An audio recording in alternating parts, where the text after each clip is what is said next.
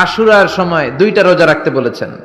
বিশ্বনবী রেখেছিলেন একটা রেখেছিলেন, আর বলেছিলেন আমি যদি আগামী বছর বাঁচি লা আসুমান্না তাসা, 10 তারিখে তো এবার রাখলাম 10ই মুহররম, আগামী বছর বেঁচে থাকলে 9ই মুহররম রাখবো। কিন্তু এর পরের বছর বিশ্বনবীকে তুলে নিল কে? বিশ্বনবী রাখতে পারে নাই, কিন্তু বিশ্বনবীর চেতনা ছিল রাখার, ঠিক কিনা? বিশ্বনবী এমন নবী যার চেতনাটাও সুন্নাত।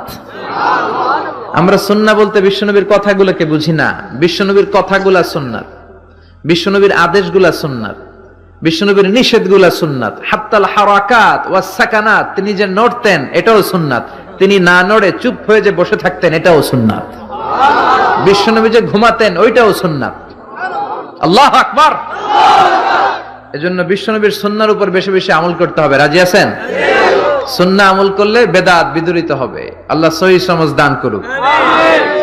বিশ্বনবী সোমবারে রোজা রাখতেন। আমাদের অনেক মা বোনেরা রোজা রাখতে চায়, তো রাখতে যে তারা কিছু বেদাত করে ফেলে।